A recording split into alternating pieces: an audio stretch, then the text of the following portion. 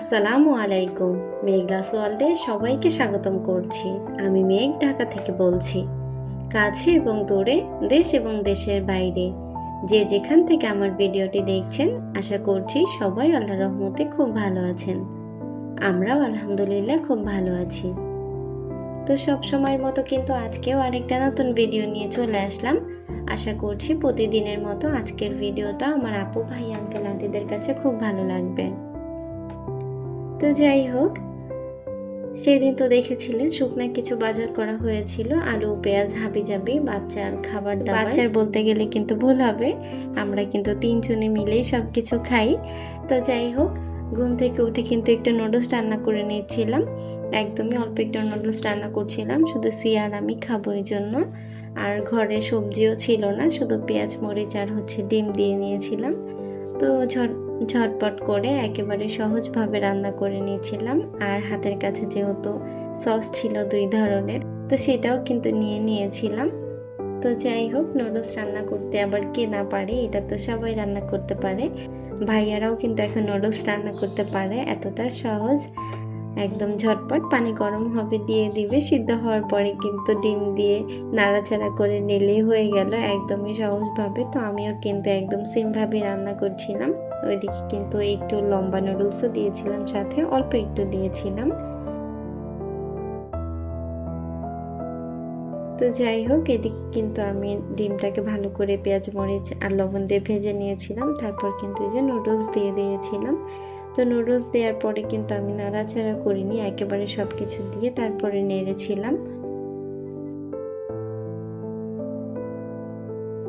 তো এদিকে কিন্তু নুডলসের মশলাটা দিয়ে নিচ্ছিলাম। তারপর একটু সয়া সস দিয়েছি, আর একটু টমেটোমের যে ক্যাচাপ সেটা দিয়েছিলাম, আর লবণ দিয়েছি, এছাড়া আর কিছু দিইনি। এভাবেই ঝটপট করে রান্না করে নিয়েছিলাম। তো যাই হোক, আমার ভিডিওটা দেখতে দেখতে যারা এই পর্যন্ত চলে এসেছেন, এখনও পর্যন্ত একটা লাইক করতে ভুলে গিয়েছেন, তারা প্লিজ একটা লাইক করে আমার ভিডিওটা কন্টিনিউ করুন। আর যারা অলরেডি কাজটি করে ফেলেছেন তাদেরকে অসংখ্য ধন্যবাদ। আর যারা আজকে প্রথম আমার চ্যানেলটি ভিজিট করছেন, আমার ভিডিও বা কথা কাজে কোনো অংশ যদি আপনার কাছে ভালো লেগে যায়, আপনি চাইলে আমার চ্যানেলটাকে সাবস্ক্রাইব করে নিতে পারেন। আর পাশে থাকা বেল আইকনটা প্রেস করে দিতে পারেন, এতে করে আমি যখনই ভিডিও ছাড়বো আপনার কাছে নোটিফিকেশন পৌঁছে যাবে। আর আপনি যদি চান, আপনার সময় এবং সুযোগ মতো ভিডিওটা দেখে নিতে পারবেন। তো যাই হোক, প্রতিদিনের যে একটা কথা সেটা কিন্তু বলে দিয়েছি। আর এর মাঝে নুডলসও রান্না হয়ে গিয়েছে। তো মামে কিন্তু খাওয়ার জন্য চলে এসেছি। আর ওইদিকে যে ও একটু দুষ্টামি করছিল, হাত দিয়ে দিচ্ছিল মাঝখানে, মানে ও দেখাবে না, এই জন্য ঢেকে রাখছিল। তো যাই হোক, গরম ছিল বলে আমি আগে খাচ্ছিলাম, তারপরে কিন্তু ওকে খাইয়ে দিয়েছি। তো নাস্তা শেষ করার পরে কিন্তু অনেকটা সময় চলে গিয়েছে এর মাঝে।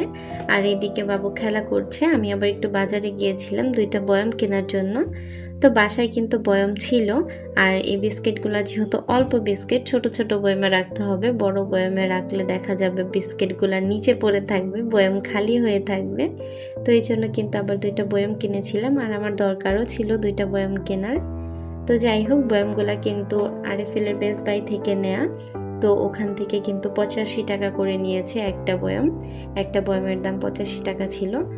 তো আমি 2টা বয়াম নিয়েছিলাম। তারপর কিন্তু এই যে অফ ক্যামেরাতে আমি বয়ামগুলোকে মুছে নিয়েছিলাম, ধুইনি, মুছে নিয়েছিলাম। তারপর কিন্তু বিস্কিটগুলো রিফিল করছিলাম। আর ওইদিকে বাবু খেলা করছিল, ঘরের মাঝে দৌড়াদৌড়ি করে, ছোটাছুটি করে, একা মানুষ কি করবে, সারাক্ষণ নিজে নিজেই খেলা করে। আর একদম ঘর ভর্তি করা থাকে খেলার জিনিস দিয়ে। তো সেটা হয়তো দেখতে পারবেন, একটু সিন নেওয়া হয়েছিল। তো যাই হোক, বিস্কিটগুলো কিন্তু আমি রিফিল করে নিচ্ছিলাম। আর সে সুযোগে ছিল যে কখন একটা বিস্কিট নিয়ে খাবে। তো আমি বলছিলাম যে অপেক্ষা করো, আমি দিব, দুষ্টামি করলে দিব না। তো সে কিন্তু চুপচাপ বসেছিল যে কখন আমি দিব। তো বিস্কিট যখন রিফিল করছি তখন কিন্তু একটা বিস্কিট ভাঙা ছিল, এতগুলো বিস্কিটের মধ্যে জাস্ট একটা বিস্কিট ভাঙা ছিল। তো সেটা 2 ভাগ হয়েছিল, আমি আবার সে অর্ধেকটা ওকে দিয়েছি যে এটা খাও তুমি। পরে সেটা নিয়ে কিন্তু চুপ করে বসে আছে আর খাচ্ছে।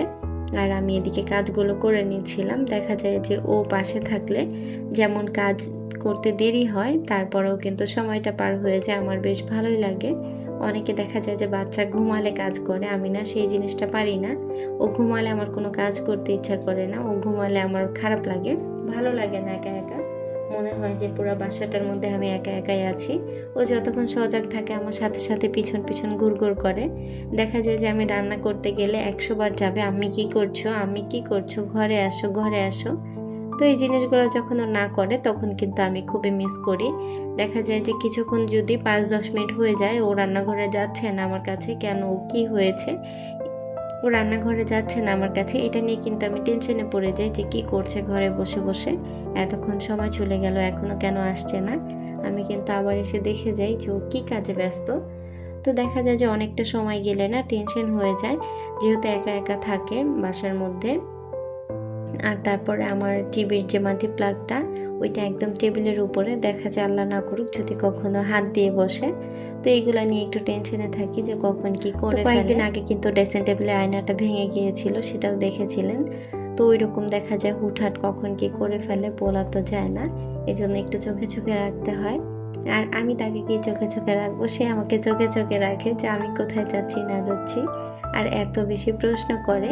এই যে বিস্কিটগুলো যে আমি ঢালছিলাম তখন কিন্তু বলছিল যে বিস্কিটগুলো কেন ঢালছো, বিস্কিটগুলো কিন্তু এখান থেকেই খাওয়া যেত। তো তার প্রশ্নের কোনো শেষ নাই, এত এত প্রশ্ন করে, একটা কাজে বসলে অনেক বেশি প্রশ্ন করার। যদি সে সাথে থাকে তাহলে তো কোনো কথাই নেই। এই যে বিস্কিটের বয়মগুলো দেখেন, দিবে না বলছে যে এগুলো এখানেই থাকবে, আমি আমার কোলে নিয়ে বসে থাকবো। তো পিছনের যে ব্যাকগ্রাউন্ড ছিল খেলার জিনিস দিয়ে ঘর একদম যা যাবর অবস্থা। তো সেটা সবাই একটু ইগনোর করবেন, যাদের ঘরে বাচ্চা কাচ্চা আছে তারা অবশ্যই এই জিনিসটা বুঝতে পারবেন। যতই গুছিয়ে রাখি না কেন অগোছালো হয়ে যাবে, এটা গুছিয়ে রাখা সম্ভব না যতদিন পর্যন্ত না বড় হচ্ছে, বোঝার চেষ্টা করছে। যতদিন না তারা এই খেলা থেকে বের হয়ে আসতে পারছে ততদিন কিন্তু ঘরের অবস্থাটা এমনই থাকবে, এটাই স্বাভাবিক।